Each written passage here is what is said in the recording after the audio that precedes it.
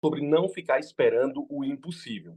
E quando eu falo isso, eu falo com o sentimento de não esperar o impossível. Por quê, pessoal? Porque tem muitos irmãos que não fazem nada e eles só ficam esperando o milagre acontecer, mas ele mesmo não faz aquilo que é necessário.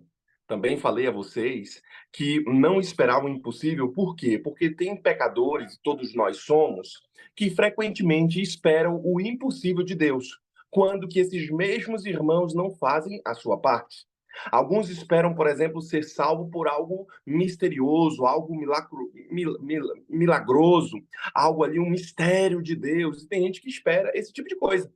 Isso é um problema, por quê? Porque há só uma maneira de ser salvo: Jesus Cristo. Não existe outro caminho para ser salvo. Então, existe uma espécie de regra no céu que fazem com que você seja salvo.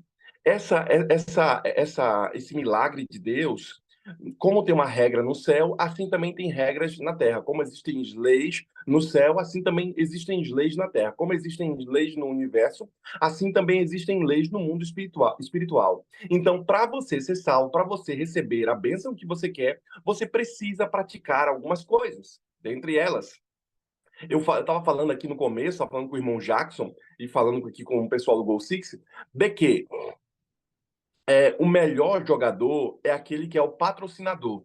Saiba que sempre o general, ele sempre vai atrás, ele nunca vai na frente.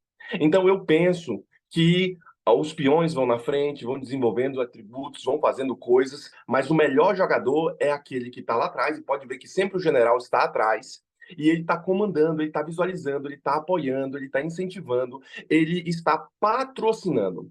Então, quando eu falei aqui para o irmão Jackson, eu não sei se você estava conosco, você que está nos ouvindo, se estava conosco aqui, a ideia clara é que você chegue a esse nível de excelência de se tornar um patrocinador do reino. Toda vez que você devolve seu dízimo, você devolve sua oferta, quando você apoia uma causa dessa que estamos tendo aqui, como é a causa ali da compra da máquina dos tijolos que estaremos levando lá para o Paraguai, agora com nossa juventude, você, mesmo que não esteja indo, você é uma espécie de patrocinador. Quando você ajuda a obra da igreja, você se torna o melhor jogador, porque você sai do âmbito do jogo aqui e você vai para um patamar maior. Você se torna o quê? Um patrocinador. Eu penso que esse é o melhor. Quando você parar, por exemplo, de quando você está com seu filho, por exemplo, e você está ajudando ele nas coisas, você está patrocinando ele. Para quê? Para que ele se torne uma bênção, para que ele modifique o universo, para que ele modifique a Terra. Então, quando eu olho aqui à luz do texto que estamos lendo, algumas pessoas esperam ser salvos sem ter obediência. Tem que ter regras. E existem regras do Senhor. Uma delas é você obedecer o Evangelho. Também falei a vocês que algumas pessoas esperam não ter que dar contas a Deus da sua própria vida. Elas ficam com essa vida louca aí e elas vivem de tal forma que elas falam assim: não preciso dar ali uma resposta ao Senhor ou mesmo dar contas de minhas ações. Saibam que suas ações elas vão sim falar sobre quem você é. Você precisa dar atenção às suas próprias ações, porque tem gente que não espera dar conta das suas ações ao Senhor. Haverá um juízo, esse juízo ele já começa aqui na terra, e certamente você já deve ter visto pessoas pagarem aqui na terra muito dos males que fizeram. Porque tem coisas que você faz que você paga também aqui mesmo com sua própria carne, com sua própria coisa. Tem gente, às vezes, que é muito cego, né? E esses que são muito cegos acabam pagando com o seu próprio sangue. Ah, o irmão é muito tinhoso, o irmão é assim, assado. Ele acaba pagando com o seu próprio sangue. O inimigo vem atrás sempre do sangue, mas isso é um tema para um outro momento. Sempre o inimigo vem atrás do sangue. Por isso, alguns não esperam ter que dar conta das ações e, mais ainda, outras pessoas acabam, muitos cristãos, esperando o impossível quando se trata da igreja local. E aí eu falei para vocês naquele outro dia sobre a igreja local. Por exemplo, muitos esperam que ela cresça sem você ter que fazer nenhum tipo de esforço. Ah, mas a igreja tem que ser boa, pastor, a igreja tem que ser boa para os jovens, a igreja tem que ser boa para isso, mas o irmão que quer que a igreja seja boa não é um irmão que ajuda. Não é um irmão que apoia. Eu ainda vou mais além. Muitos pensam que a igreja vai crescer. E se mudar o pastor, se o ministério de louvor for bom, se o pastor jovem que nos emociona, que vier fazer, se nós tivermos um lindo tempo. Tem gente que pensa que o crescimento da igreja está atrelado a isso. Não, você precisa estar com a mão na obra para que o evangelho e o reino cresçam. Também falei mais a vocês de que o crescimento é um resultado de pessoas que são obedientes. Vou te dizer, enquanto Moody estava pregando, Moody é um dos maiores pregadores da atualidade, né, do século passado. Ele pregava e todos os irmãos desciam para o basement, para a parte de baixo, para o porão da igreja, e os irmãos estavam orando lá no porão. E enquanto os irmãos estavam lá embaixo no basement orando, todo mundo estava lá em cima ouvindo a palavra de Moody.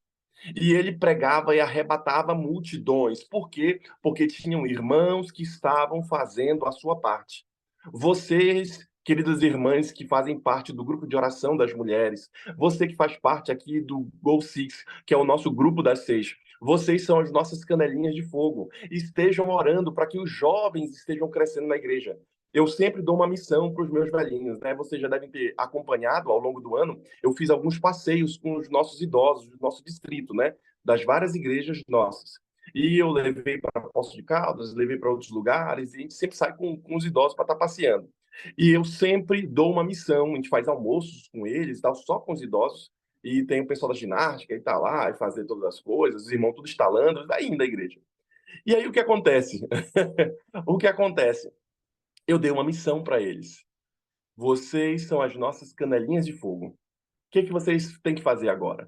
Vocês têm uma missão. Porque tem muitos idosos que falam assim: ah, mas eu não faço mais nada na igreja, ninguém me chama para cantar. O irmão Belisário era ancião da igreja e tudo, e ninguém chama mais. Não, o senhor tem uma missão.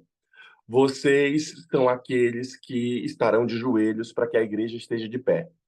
A nossa igreja, eu já falei isso no nosso grupo de jovens, para os nossos jovens. Falei, olha, tome bem cuidado, já falei na minha comissão. Eu queria fazer muito negócio para o jovem e tal. Falei, tá tudo certo, não tem problema nenhum fazer as coisas para os jovens. Mas temos que fazer também para quem paga a conta. Quem é que paga a conta? São os mais velhos, não são os jovens. Na sua igreja, veja lá quem é que paga a conta. Quem é fiel dizimista, quem é ofertante, quem é o irmão que é mais assíduo, quem é o irmão que abre a igreja. Nunca é os jovens. Então, ficar fazendo igreja muito para os jovens e não levar em conta esses irmãos que pagam a conta é um tiro no pé. E eu falei para a comissão, falei, olha, nós temos, porque a gente queria botar só, o Ministério Jovem veio com uma conversa de querer só botar música do Ministério Jovem. Falei, não, não, não, não, não. Sábado de manhã vocês vão botar música do Inário. Bote uma só do Ministério Jovem. Bote música do Inário. Por quê? Porque tem que atender também essa galera, porque essas músicas que estão no Inário hoje eram a música saudosa do CD Jovem da época do coração deles. Era a música que eles amavam. Então, nós temos que atender essa parcela da igreja. Façamos uma coisa sem esquecer das outras. E aí eu pontuei. Por quê? Porque esses irmãos, e eu lembro que eu disse assim, como é que eu falei? As nossas paredes estão sujas de sangue desses irmãos. Ou seja, a construção da igreja que nós temos hoje são desses irmãos velhinhos aí. São esses irmãos que contribuíram, muitos ajudaram carregando cimento na costa, outros ajudaram aqui rebocando, fazendo mutirão, que hoje em dia não tem mais mutirão, mas antigamente é muito esse negócio de mutirão e tudo mais. Então, são esses irmãos, e a igreja está suja de sangue, o sangue desses irmãos aí que deram, contribuíram financeiramente e fizeram. Então, nós temos que fazer coisa para esse pessoal, pode acabar com isso aí. E vejam, irmãos, por quê? Porque esses irmãos, ele ainda contam. E aí eu falei com o meu velhinho, os velhinhos da igreja, falei com eles, olha, vocês são os irmãos patrocinadores do negócio, vocês são os irmãos que estão aqui como canelinha de fogo. Foi aí onde apelidei eles de canelinha de fogo, né? Para as irmãs serem as nossas canelinhas de fogo. Por quê? Porque enquanto esses irmãos estiverem de joelhos, os nossos jovens vão estar de pé, haverá blindagem sobre as nossas famílias da igreja, haverá proteção sobre os nossos irmãos, haverá prosperidade em nossa igreja, porque nós temos, assim como Moody fez, ele mandou todos os irmãos lá para baixo, para o basement, lá para o porão, para que todo mundo estivesse orando, a igreja em cima lotada. A igreja cheia e Moody pregando. Por isso nós lembramos de Moody hoje. Por que a gente lembra de Moody e não lembra de muitos pregadores? Porque Moody sabia que a técnica para poder marcar a história era a técnica de andar com Deus, era a técnica de ter ali a oração. E ele colocava a sua própria igreja para orar. Ninguém lembra dos pregadores daquela época, mas todo mundo lembra de quem? De Moody. Ninguém lembra desses grandes pregadores, mas as pessoas lembram de quem? De Billy Graham, As pessoas lembram desses grandes ícones do movimento de pregação do evangelho no mundo. Por isso a importância de você entender que você precisa ser mais patrocinador e menos jogador do processo. E aí eu falei com os meus idosos acerca disso. Então tem gente que acha que a igreja só vai mudar se mudar o pastor, se mudar o ministério de louvor, se mudar isso ou aquilo outro. Não. Você tem que ser um irmão obediente à verdade. Quando você for mais obediente à verdade, quando você buscar mais a presença do Senhor, então vai começar a modificar a sua própria vida e aquilo que está ao seu redor. Sabendo disso, muitos esperam que a igreja cresça, mas não ajudam em nada. Outras pessoas, e foi o que eu falei no meu último sermão, esperam o impossível. Elas esperam, por exemplo, ser forte espiritualmente. Mas por que muitos irmãos não são fortes espiritualmente? Porque eles não estão com a devida blindagem. E foi no meu último sermão que falei a vocês sobre a armadura de Deus e sobre essa blindagem que você tem que ter para que você seja forte e possa derrotar o inimigo nas suas próprias lutas. Se você não tem blindagem, se você anda sem essa blindagem, se você anda sem essa proteção, certamente quando você for atacado, você vai perecer. Você vai cair em pecado, você vai ficar desgostoso da vida, você vai sofrer muito mais. Por quê? Porque você não está com essa devida blindagem que estamos abordando aqui a você. Ainda mais falo hoje a vocês, e agora entro no meu sermão. Minha introdução é grande, né, Rose? Velho, só Jesus. No sermão de hoje, eu quero falar. Agora que eu vou entrar no sermão de hoje, por isso que eu não consigo terminar. Agora que eu vou entrar no meu sermão de hoje. Vejam, tem gente que espera satisfação sem estar plenamente empenhado na causa de Deus. Esse é um problema. Irmão que fica esperando somente o milagre, fica esperando satisfação, mas ele mesmo não se empenha para que essa satisfação aconteça. Por exemplo, você quer pagar a sua conta, mas você não está se empenhando para conseguir os recursos necessários para pagar a sua conta. Então você espera, vai cair um papel, caiu aqui R$ 100. Caiu o dinheiro da conta. Veio voando, o vento botou, voou, e o dinheiro caiu na minha mão aqui. Eu quero conseguir um namorado da igreja, mas o irmão não sai daí, não anda nos programas, não faz os negócios, não faz as mágicas, mas ele quer, ele espera o milagre, vai aparecer o príncipe encantar no cavalo branco, assim, querida irmã, venha, suba aqui no meu cavalo. Então, assim, não existe isso. Você tem que fazer as suas coisas. Você precisa, de fato, se empenhar na causa do Senhor, para que então esse milagre aconteça, para que então você tenha satisfação. Não existe satisfação se você não se empenha no processo. Eu ainda vou mais além dizendo a vocês que uma enorme desilusão vem como resultado da tentativa de agarrar a vida e a esperança da vida futura. É um fato. Muitos ficam desiludidos. E essas desilusões que você tem vêm muitas das vezes porque você só está com a mente no futuro. Ele deveria ser assim, pastor. Ela deveria ser desse jeito, pastor. Eu mesmo deveria ser diferente, pastor. Então, o irmão que vive com a cabeça só no futuro, ele fica só pensando na frente, ele não cuida do presente, ou melhor dizendo, ele não se empenha na satisfação ou em como obter essa satisfação, esse irmão está fadado ao fracasso, ele está fadado a ter uma vida de desilusão. E por isso você talvez seja um irmão que tenha muita desilusão na vida. Por quê? Porque você arquitetou muito bem na sua cabeça, só que você não fez o hoje. Você não fez aquilo que lhe compete no dia de hoje. Eu digo isso para vocês por quê? Porque tem uma galera que não faz as coisas do seu próprio dia, mas espera que o final do ano seja bom. O irmão não faz aquilo que é necessário, mas ele espera que dê certo o final. Ele não aponta, ele não é ali proativo. O irmão não é, por exemplo, intencional. Você quer que seu filho se salve, você quer que seus parentes se salvem, você quer que a igreja seja melhor. Então você precisa ser intencional em trabalhar, em fazer aquilo dar certo. Mas o irmão está esperando o milagre. Não, o milagre vai acontecer, pastor, as coisas vão acontecer. Não é assim que funciona. Será que você já não aprendeu? Você já está velho, já não aprendeu isso daí? Que você tem que fazer a sua parte? Bem, sabendo disso, eu ainda continuo. Não podemos servir a dois senhores. Esse é um problema para aqueles irmãos que esperam satisfação sem estarem empenhados plenamente na causa do Senhor. Tem gente, querido irmão, que trabalha para dois senhores. Ele é crente no dia de sábado, tá lá bonito e tudo. Mas dia de semana nem passa perto dele. Por quê? Porque o irmão xinga, Nem passa perto dele, porque o irmão é bruto, com a família, com a esposa, com os filhos, ele é estressado. Ele serve a dois senhores, mas no sábado, ó, querido irmão, feliz sábado, que Deus esteja sobre nós e tudo. Mas o irmão não é crente durante a semana. Ele fala na igreja sobre a reforma de saúde, sobre as coisas, quer ir para o céu, quer ter mais. Ele até ora querendo ter mais do Espírito Santo. Mas durante a semana, ele serve a outro Senhor. Durante a semana, ele tem uma vida devassa. Durante a semana, ele não cuida da alimentação. Durante a semana, ele não cuida do exercício físico. Durante a semana, ele não cuida ali das coisas que são necessárias para ter a presença do Espírito sobre você. Durante a semana, ele nem ora. Durante a semana, ele nem chama a família para fazer o culto matutino. Durante a semana, ele tem a vida tão corrida, mas ele quer ir para o céu. Vai perguntar para o irmão: você quer ir para o céu, irmão? Vamos falar: quero sim, lógico. Para que é isso, pastor? Eu sou de Deus, pastor, sou de Deus. Mas você está fazendo por onde, irmão, para ir para o céu? É, pastor, você sabe, a vida é dura e tudo. Sempre tem uma história, né?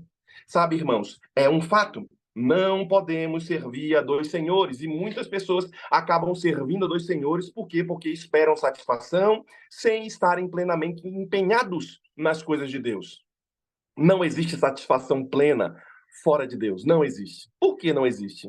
Imaginemos uma pessoa sem Deus. Ela sabe, por exemplo, que tudo vai acabar aqui, que ela pode, de fato, ter aquele sonho de viver a vida loucamente. Por quê? Porque ela vai acabar aqui, não vai ter mais nada. Agora, quando você entende que você tem uma vida pós a morte, a chamada vida eterna, e ela começa aqui, quando você compreende que o que você faz impacta na sua vida futura, o que você faz no presente vai impactar lá, então, você faz toda a diferença quando você avalia ter a vida satisfeita. Eu quero estar pleno. Como é que eu faço para estar pleno? Eu preciso estar bem comigo mesmo, eu preciso estar bem com Deus, eu preciso estar bem com minha família. Eu preciso estar bem, isso é uma plenitude. Como eu faço? Agora, o como vai levar você a ter as chamadas medidas de direção. Sabendo disso, eu ainda vou mais, e há um texto bíblico que quero falar a vocês, que encontra-se em Colossenses capítulo 3, versículo de 1 ao 2. Diz assim, ó, texto base para a mensagem de hoje. Nós somos enganados se pensamos que a vida presente tem prioridade e esperar satisfação. Ou melhor, portanto, se Deus já recusastes com Cristo, portanto, se já recusastes com Cristo, buscai as coisas que estão de cima, onde Cristo está sentado à direita de Deus. Pensai nas coisas que são de cima, não nas coisas da terra. Vejam, queridos, que se nós queremos ter uma vida plena, precisamos pensar o quê? Nas coisas de cima. Uma vez eu falei para vocês aqui num determinado sermão meu, de que eu fui comprar umas mangas, fui pegar umas mangas lá perto da terra da Débora, e eram aquelas mangas Palmer, sabe? Umas mangonas grandes, bonitas. Ou era espada, não lembro agora. No chão, cheio de manga. Era lá no meio do roçado do cara. Ninguém ia lá pegar. No chão, cheio de manga. E eu peguei, mas essa manga tá só batida. É só dar um tapinha aqui, eu tiro essa parte aqui, e ela tá linda, a manga. E eu enchi uma sacola de manga. Quando eu olho para cima, que eu vejo as melhores mangas que não estavam batidas, as mangas perfeitas. E eu subo para poder pegar essas mangas lá. Quando você olha para o alto, quando você olha para Deus, quando você olha para as coisas do céu, você vai começar a perceber que as coisas terrenas, por mais que sejam bonitas, por mais que tenham valor, por mais que as coisas sejam boas aqui, dá uma batidinha e a gente continua vivendo, pastor. As coisas do céu são infinitamente melhores. Quando você começar a olhar para o céu, eu lembro que a profetisa diz certa vez que ela ouviu o coro dos anjos, e quando ela sai desse momento de visão dela, que ela olha para a terra, ela viu a terra parecendo escura. E estava tudo claro do meio-dia, mas parecia ser escura a terra. E as vozes do coral daqui, dos cantores daqui, pareciam grunhidos, parecia um negócio tão feio, tão chulo, tão sem sal, sem gosto, que ela falou: Meu Deus do céu, a vida não faz sentido. E ela teve um pequeno vislumbre do céu. Sabe? Quando Moisés olha de canto de olho a glória do Senhor, o seu rosto ficou irradiando durante 40 dias. Ninguém conseguia olhar para o rosto de Moisés, que olhou de canto de olho para Deus. Colocaram um véu sobre o seu próprio rosto. Por quê? Porque ninguém conseguia olhar para o rosto dele de tão brilhante que era. Sabe? Quando olhamos para as coisas celestiais, quando damos valor às coisas do céu, as coisas terrenas começam a perder valor. Tem gente que dá tanto valor ao dinheiro, tem gente que dá tanto valor aos bens que tem aqui, tem gente que dá tanto valor a algumas coisas Parece que Deus tem que dar uma doença em algumas pessoas. Parece que Deus tem que quebrar e a vida tem que passar uma rasteira na vida de muita gente. Para quê? Para que o cara olhe para cima, para que o cara olhe para as mangas superiores. Por quê? Porque ele está vivendo nessa terra e ele fica só olhando para as coisas terrenas, só olhando para o lado, olhando para trás, para o seu passado, para a sua frente, mas ele não olha para cima. Mas quando vem uma doença, quando vem um problema, vou te dizer o que dá valor. Quando alguém vai visitar no hospital. É impagável. Eu fui visitar um ancião que nem era do meu distrito, era do outro distrito. E como foi bom visitar aquele irmão. Como foi bom visitar o Mauro ali. Como foi bom orar com ele. Como foi bom estar com ele ali. É impagável algumas coisas. Então, são essas coisas que dão valor.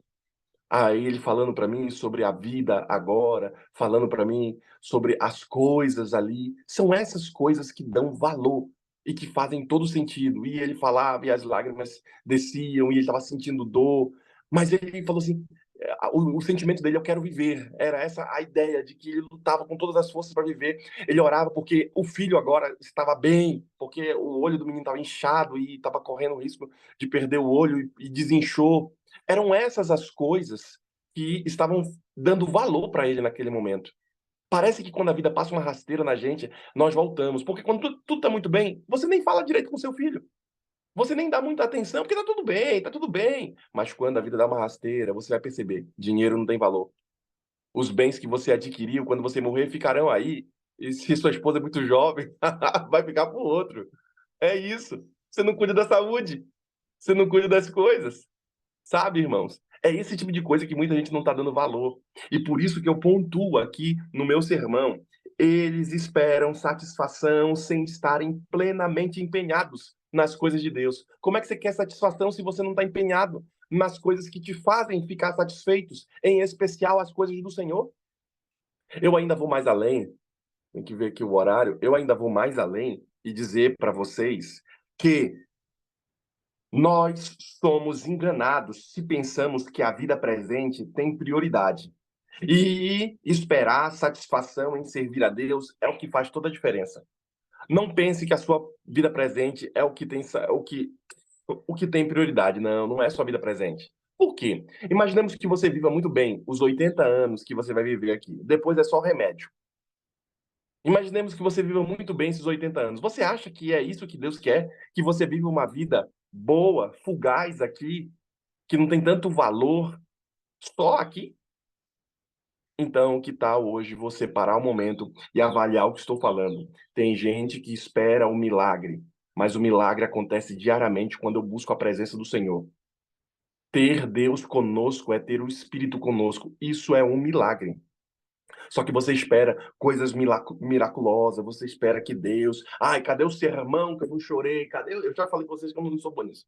Mas cadê o sermão? Cadê esse negócio e tudo? A mágica. Tem gente que espera isso daí, ele vai para a igreja com esse sentimento de o que eu quero ter essa coceirinha. Veja, eu não sou contra termos ali esses momentos mágicos nossos, mas eu acho que o maior momento mágico é quando a pessoa está pleno na palavra do Senhor. E eu ainda digo mais, momento mágico não é nem tanto para acontecer só na igreja.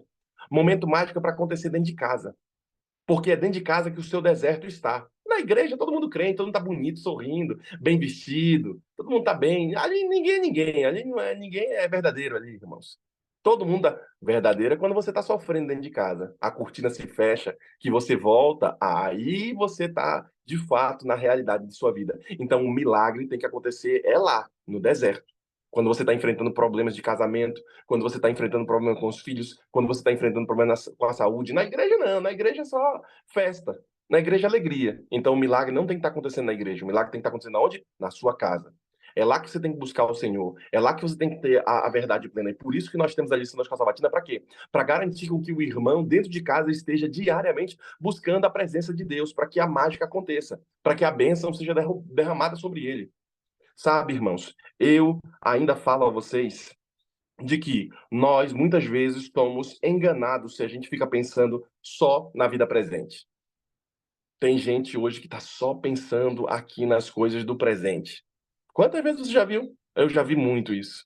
O irmão, quando não tinha dinheiro, tava lá no Gol Six, tava lá orando, pedindo, não sei o quê, tava derrubado, cheio de doença, cheio de problema. Oh, salva nós! Ah, Deus deu a cura, o irmão, ó, foi embora. Ah, eu já vi isso aí, ó, macaco velho, irmão.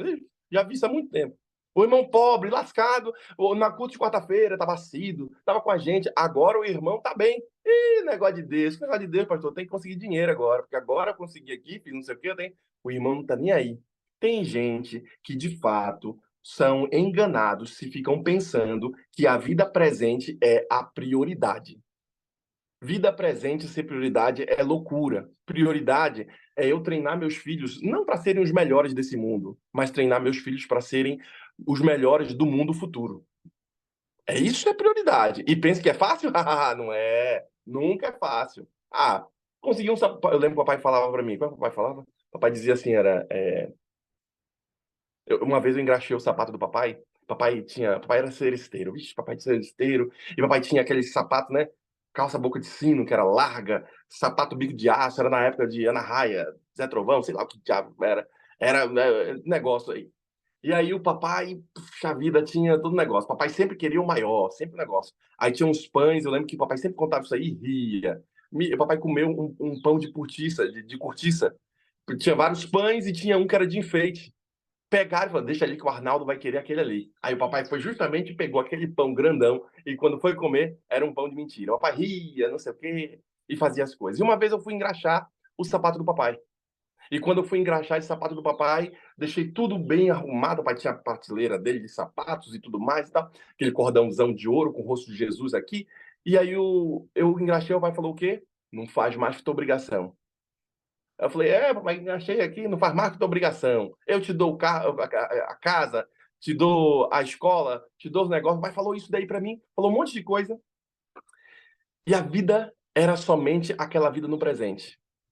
Não era pensado na vida futura. E tudo que o papai falou, e eu lembro hoje, e isso me marcou, porque tanto é que eu estou falando para vocês novamente, eu acho que eu já falei isso uma vez no sermão, isso me marcou, engraxei o negócio, o papai falou isso, porque o papai não tinha a compreensão de que não era a vida presente o melhor. Ele foi enganado, papai. Papai não conseguia compreender que a melhor vida era a vida futura. Então, em vez de treinar da melhor forma, porque essa era a compreensão do meu pai, tem que dar uma boa escola, tem que dar uma boa roupa para esse menino, tem que dar. Tudo isso tem seu lugar, tá? Eu não estou tirando o mérito disso. Mas eu penso que mais do que os pais darem condições financeiras para os seus filhos, é os pais darem condições dos seus filhos serem salvos. A sua oração tem mais força do que o dinheiro que você dá. Porque aqui no Brasil, não sei aí na América, mas aqui no Brasil acontece muito que hoje quem sustenta muito dos lares são os velhinhos aposentados. Os filhos tudo der errado na vida e os filhos voltam para casa dos pais com a mulher, faz um puxadinho, mora ali no quintal da mãe, do pai, ali e fica ali, morando ali. E o pai, muitas das vezes, eu conheço muita gente assim, que o pai é que financia ainda com a aposentadoria, os filhos que ainda bancam, o pai que ainda banca recursos e tudo mais. Uma coisa é você fazer de forma esporádica, um presente, uma coisa. Outra coisa é você, é a feira do mês, tem que ligar para ele. Eu conheço muito disso. Por quê? Porque muitos desses só estão pensando na vida presente. Penso que mais do que os recursos que você dá, mais do que a educação que você dá, é a vida espiritual que você vai proporcionar para o seu filho. Por isso eu escrevi no meu sermão: nós somos enganados se pensamos que a vida presente tem prioridade. Não é a prioridade a vida presente, mas sim a vida futura. Ela sim deve ser prioridade a você. Por isso, gaste recursos, gaste dinheiro, não fique punindo se esse seu filho está nessa idade pequena, não fique punindo o seu filho. Ah, porque tem muito pai também que fica punindo o filho. Então hoje você não vai para a igreja se você não fizer isso. Então hoje você não vai para o desbravador. Eu já reclamei com alguns pais, falei assim, ó, eu fiz um treinamento, um culto lá para os pais, né? Ali, e eu falei com os pais, não fiquem punindo os seus filhos com coisa da igreja. Se o menino quer ir para a igreja, deixa o menino ir, vai deixando. Porque tem muito pai que não deixou o menino batizar. Ah, não, meu menino não quer batizar. Aí agora, quando o pai quer que o menino batize, ele já não quer mais. Porque antes, quando o filho queria batizar, o menino queria ir para a igreja, os meninos queriam fazer as coisas, o pai não deixava. Eu lembro de um cara em específico na minha mente aqui agora. Esse vai pagar caro. O menino queria, que chorou, e queria e tudo mais. E o pai, não, você não sei o quê. Blá, blá, blá. O menino com 14 anos. Não, você não tá preparado, porque não sei o quê, você é ruim, e o menino queria. Eu falei, não, tá bom, cara, fique tranquilo. Aí o pai ainda deu ainda vacinou o menino, né? Infectou o menino. Esses caras só querem batizar, porque teve um programa chamado Roupão da Fé, com o Marco Camilo, que é um amigo meu aqui, que faz um programa chamado Roupão da Fé, e ele fez o apelo para batizar, blá, blá, blá, na nossa igreja, e o pai falou, não, ele só quer batizar, ele só quer fazer isso, não sei o quê, não sei o quê. Aí o menino foi falar com o Marcos Samilo. Não, meu pai falou que você só quer batizar, só quer isso, não sei o que, não sei o que. Aí o Marcos Samilo falou: Ah, você é um fariseuzinho, né? Ah, tá, e tal. E aí falou com o menino lá. Sabe, irmãos, será que você não está investindo coisas só nas coisas presentes, não nas coisas futuras? Tome muito cuidado quando você começar a mexer com isso. Tome muito cuidado. Por quê? Porque talvez você esteja sendo enganado. Meu pai só estava pensando nas coisas presentes. Meu pai nunca pensava. Lá em casa, o tempo de crente, dessas coisas de Deus, era só em festa, né? Quando tinha Dia de Reis, essas festas aí religiosas que a gente pensava em Deus. Mas em casa não tinha esse negócio de fazer culto como nós fazemos hoje, não tinha esse negócio de ler a palavra como o fazemos hoje. Não havia esse conhecimento. Então, se você tem que gastar energia, gaste energia no tempo futuro. Qual é o tempo? A oração. Gaste energia com seu filho ali no estudo da palavra para garantir que eles tenham pleno ali, pelo menos um pouco da luz, enquanto você é vivo. Porque o dia que você morrer, talvez ele não tenha mais nada disso. Enquanto você. Eu já vi muito isso também acontecer. A mãe era na igreja, o menino ia, não sei o quê. A mãe morreu, o cara nem vai na igreja mais. Às vezes é esse o negócio. Então avalia o que eu estou te falando para que seja algo sincero. Por quê? Porque eles esperam satisfação sem estarem plenamente impelidos para que haja salvação. Há uma autora, a Cristina Macena, que ela fez a seguinte declaração em seu livro: sonhe e pague o preço. Então, você, para poder ter o seu sonho realizado, você precisa se empenhar, você precisa pagar o preço. E tem gente que não paga o preço para ter o seu sonho. E por isso que muitos irmãos só ficam pensando no futuro, porque eles não trabalham no presente, eles não desenvolvem o presente. E no Cronos, o que você tem é o presente. Que Deus ajude você, que Deus abençoe você. E nos sermões posteriores eu estarei concluindo essa minha mensagem, falando em específico que é preciso esperar a alegria da adoração quando nada colocamos na adoração. Como é que eu posso esperar alegria se eu não estou colocando na adoração a minha alegria? Exemplo, tem gente que assiste sermão e fala assim, puxa vida, não foi bacana, não gostei, porque o irmão não está empenhado em gostar daquilo. Então, avalie muito bem o que estamos falando aqui para que seja pleno. Não fique só esperando o milagre. Faça também a sua parte.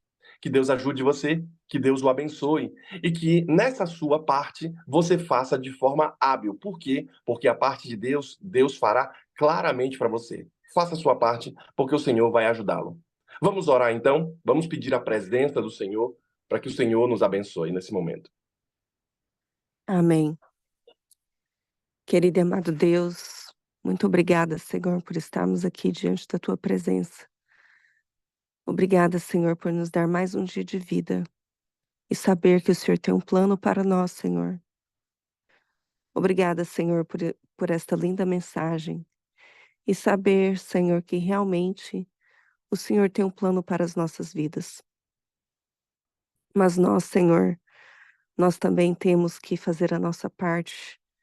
Nós também temos que mudar, talvez, quem sabe, a nossa rotina de vida, os nossos planos. Eu mesmo, Senhor, comecei a fazer isso agora, porque, Senhor, nós queremos que o Senhor possa nos mostrar os planos que o Senhor tem para nós em nossas vidas. Mas para isso, nós precisamos de mudar a nossa vida. E precisamos, Senhor, colocar em primeiro lugar o Senhor em nossas vidas, Senhor. Devemos, Senhor, ter o Senhor mais em mente, ter mais tempo para o Senhor, dedicar mais tempo para o Senhor, para que o Senhor também possa falar conosco. Senhor, às vezes há alguma pessoa aqui que tem alguma dificuldade em fazer isso. Às vezes todos nós, Senhor, de alguma maneira, mas às vezes algumas pessoas mais do que outras. Que o Senhor possa, Senhor, dar esta força para que essa esse irmão, essa irmã venha sentir esse desejo de ter essa mudança, Senhor, na vida deles. Senhor, eu venho te pedir de uma forma muito especial que o Senhor venha me batizar com a presença do teu Espírito Santo, que o Senhor possa me moldar, possa me transformar de dentro para fora, os meus gostos, os meus jeitos, os meus sentimentos, e que eu possa, Senhor, andar de acordo com a tua presença. Senhor, eu não sou perfeita, nunca serei, porque eu sou pecadora, Senhor. Mas eu te peço que o Senhor venha transformar a minha vida. Eu tenho certeza que esse é o pedido de muitos aqui também, Senhor, para que o Senhor possa fazer uma transformação na vida de cada um deles.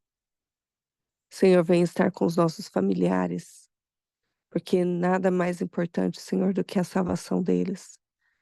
Eu oro, Senhor, pela salvação de toda a minha família, meu esposo,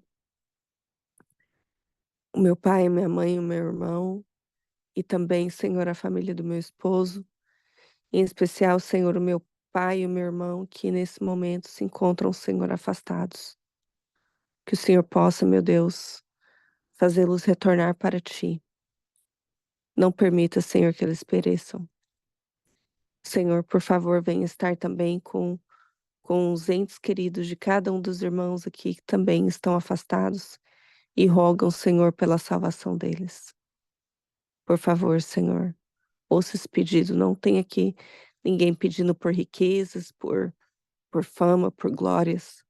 Tudo que nós queremos, Senhor, é a nossa salvação e a salvação dos nossos familiares. Senhor, eu também te peço de uma forma muito especial que o Senhor venha estar com os pedidos íntimos que eu tenho, que o Senhor possa abençoá-lo, Senhor, de acordo com a tua santa e bendita vontade. Senhor, eu também venho te pedir e quero te agradecer pela vida da Rose, que aqui está conosco sempre. Que o Senhor possa, Senhor, derramar uma bênção muito especial na sua vida, na sua casa. Que eu vejo, Senhor, que o Senhor tem derramado esta bênção. Eu te peço, Senhor, que abençoe o seu esposo, a sua vida. Também, Senhor, os filhos da Rose, o Yuri, a Rayane, também o Mike. Senhor, venha estar com cada detalhe da vida da Rose, os pedidos íntimos que ela tem também, Senhor. Senhor, abençoe também o pastor Anderson, que tão bondosamente sempre, Senhor, nos dão essas mensagens, Senhor, de aconchego, essas mensagens, Senhor, que nos ajudam, Senhor, a ver a vida de uma forma diferente. Que o Senhor possa derramar uma bênção muito especial sobre a sua vida, a sua esposa, os seus filhos, as suas igrejas, sua casa, os seus planos. Venha ser com ele, Senhor, nas suas maiores necessidades, Senhor. E que o Senhor também possa escutar os desejos do seu coração. Senhor, eu quero te agradecer por mais esse ano que se findou. Foi um ano, Senhor, eh, para mim foi um ano de algumas mudanças. E o Senhor sabe o que ocorreu na minha vida esse ano, mas eu quero te agradecer, Senhor, porque o Senhor sabe o que é melhor para nós. Eu te peço, Senhor, para que o Senhor venha derramar uma bênção especial no ano de 2024, mas a maior de todas as bênçãos, Senhor, é que o Senhor jamais se afaste de mim, Senhor. Eu acho que não há pedido mais maravilhoso do que esse. Não é, Senhor, dinheiro, não é fama, não é nada disso. É o Senhor estar comigo. E eu tenho certeza que esse é o pedido de muitos aqui, de todos, senão, para que o Senhor jamais venha nos abandonar, Senhor, no ano de 2024.